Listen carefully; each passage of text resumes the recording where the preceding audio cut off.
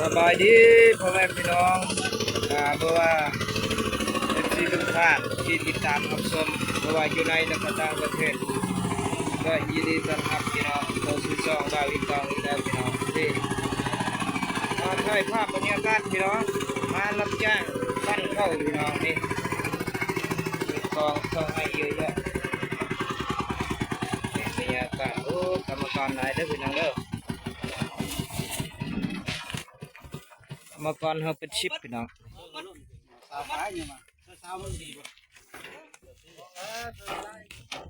เข้าจิหมดแล้วพี่น้อง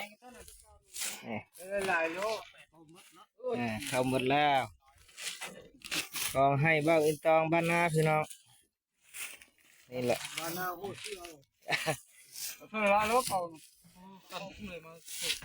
มารับจ้างเขาพี่น้องเลยบ่แม่นของเจ้าของเด้อมารับจ้างไปแล้วเนาะ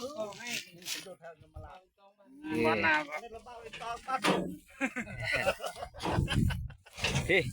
สะเพอพี่น้องนี่โอ้มีรถปั่นพี่น้องโอ้ครับไว้พี่น้องทันสมัยเดียวนี้เนี่ยโอ้ง่ายบ่คือแต่เก่าพี่น้องการจะปั่นเข้าโอ้ง่ายเลยพี่น้องเอ้ย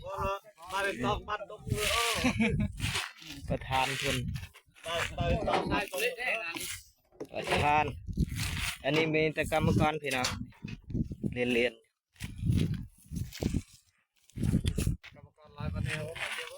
ฝากกดไลค์กดแชร์กดติดตามให้เบาอีตองเด้อพี่น้อง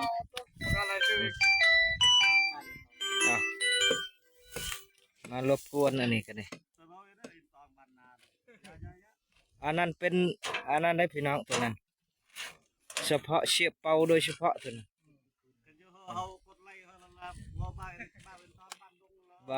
บ่าวตอนเด้อนั่นบ่าวตอนเสน่ห์จันทร์เพิ่นเชียบเป่าโดยเฉพาะอันนี้ตอนได้เนาะตอนเสน่ห์จันทร์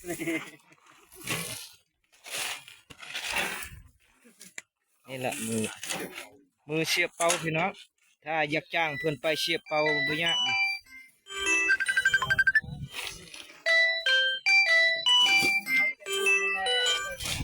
ประมาณนี้พี่น้องเด้อ